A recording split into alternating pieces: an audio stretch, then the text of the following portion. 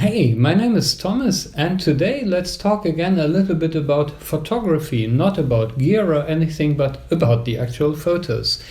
And let's say the subtopic of today is a little bit analog versus digital, but I'm not seeing that as a war anymore or a competition. What I want to point out today, which with just a few examples, is analog and digital is so different. There's not even a contest. It's just a completely different way of seeing things and also of reproducing things. And I want to show you these examples to make my point.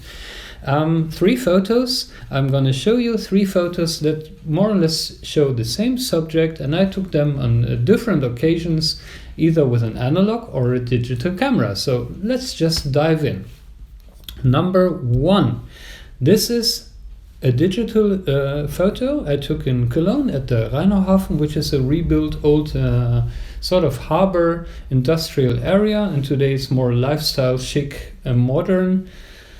Very nice, actually. And this, I try to call it the public space, because it's, to me, this shot looks a bit like an interior shot, even though it's taken outdoors. I took this from a bridge, and then you have this look onto on this like street place thing, and the old rebuilt house there. And in the background, these are called the crane houses, the Cologne skyscrapers, so to say. Cologne is not famous for skyscrapers. We try to keep our skyline low, but these are sort of tall. And I really like this shot because of the atmosphere it creates, and the colors are beautiful, and it's just a good shot. And now let's just switch to an analog version. This I took, I think, a year later maybe, with the Olympus on Ilford Delta, and it's again the night shot. It's the same light. It looks completely different, but it's all artificial light, and the artificial light is more or less the same every night. So still, if you look at this shot, the atmosphere it creates is so vastly different to the first shot. And I also think if I would have taken the first shot and then took a black and white, made a black and white conversion out of it with either Lightroom or a Silver FX Pro or something like that, I would have had a great result, but it would still look vastly different to this real analog shot. And what I like here is first, of course, the contrast. The bright areas look really bright, whereas in the color shot everything is more, it looks a little bit like there was some HDR sort of thing added, but it wasn't. It's just different how the black and white film records the details. And I mean, there is still a lot of details in the whites and also a lot of detail in the shadows, but it's still, the shadows look very dark. The bright areas look very white. It gives this shot some festive atmosphere. Then around the highlights, there is some soft edging stuff going on. I don't think it's because of the lens, because I have to say that the lens in both shots, there were some oldish lens designs. I think the first shot I took with the Folklander 35 on the Sony, and this was an Olympus 50 on the Olympus. So both rather classic lenses. The difference really is the medium that captured it. Let's go to the second shot. Here I'm cheating a little bit because same subject but very different light. This is the analog version, again with the Olympus on Ilford Delta. This is the digital version. As you can see, this was taken with a Fuji on a 35mm equivalent lens, 23 Fuji Chron.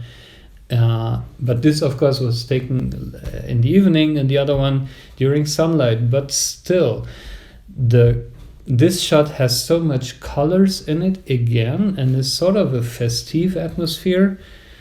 And the black and white shot, which was taken during daylight, I mean, I'm sure there was a lot of colors going on in real life. It wasn't a dull gray day or anything. There was clearly, as you can see, there was a blue sky. I used the yellow filter to bring out a little bit the clouds, but nonetheless, this looks so, again, so fucking different from the digital shot. I reckon the difference is not just day and night. I think the bigger difference is really analog versus digital. And again, I could have gone here during daylight with the Fuji. The shot would look completely different. There would be no contest. It would be something completely different. Hard to explain, really, this huge difference. It strikes me a lot, this difference. This brings me to the third shot. Again, this is taken at the Rheinauhafen, this industrial harbor area in Cologne that has been rebuilt. In the analog shot, again, Olympus Ilford Delta 100 and 50mm standard lens. The digital shot, where do I have the digital shot here? Okay. A slightly different angle, of course, because it was taken at a different day, but still lighting and atmosphere, everything in this area is basically the same every night because it's all artificial lighting. Digital shot taken with a Fuji and TT Artisan 35mm lens, so also a standard lens. So everything is pretty similar, actually. The one is just digital, the other one is analog, but technically it's very similar. Again, the difference in look, I find it so striking. The digital shot, a friend of mine once said for him digital photography, especially with today's more or less high resolution cameras, for him it's forensic photography. And by that I think he meant that details are so crisp and clear, it's almost unnatural, and it feels like you're analyzing every single small detail of a scene. Whereas let's go back to the analog shot, it's also pretty detailed. This is a super fine-grained film, but this forensic feeling is just missing. There is an aura of warmth and an aura of softness going on there. Have a look at the highlights here. You know, these they're hexagonal aperture stars, but then there is this aura around them, this light aura. And the digital shot, it completely misses that. You just see really crisp aperture stars. It doesn't really have to do with the lens, because when I use the Olympus lens on a digital camera, it wouldn't show the same effect. I'm sure it also has to do with the way how the film captures and records the light. All I can say is, personally, I love that look. I can't say which look is better. That's absolutely a matter of taste. Maybe because I was taking digital photos since 2005, I do it all the time. I sort of get bored by the look. I don't know. I need a change. I have no clue. I see that the analog looks is just different. And of course you can, as I said before, you can go use your favorite RAW converter or some software. You can do a beautiful black and white conversion of any digital photo, but this look that a real analog photo gives, you're not going to recreate it really, because you haven't been there and you didn't record it with an analog photo, so you don't really know how the analog photo would look like. I was actually pretty amazed at how these analog photos looked, and these subtle differences in looks.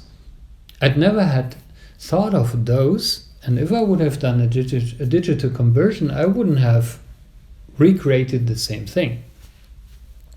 And also, what's the point of recreating? I want to do photos that are far away from a computer. Analog photos means, in the end, the result. If I ever get around to put a print on my wall from an analog photo, even the print is created without any computer. I go from capturing the moment to the end result with no computer. That's something I really like as an idea, which doesn't mean it's a good idea or it's the only valid idea. Of course, still digital photography remains valid and important for so many other reasons. Yeah, in the end, maybe, I don't know. Maybe I just value the difference in these two processes a lot. Maybe I'm a bit nostalgic because I'm an analog photographer. That's how I learned it back then. Maybe I'm one of the younger generation of real analog photographers. It's not like I started digital and later discovered analog. I really started analog, did it a long time, then converted to digital in a way. And but this feels also a little bit like at home, which is, yeah, photography is about feelings and emotions, so that's also worth a lot to me. Anyway, I wanted to share this with you. I just wanted to show you the striking, subtle differences between analog and digital look by showing these 3 simple examples.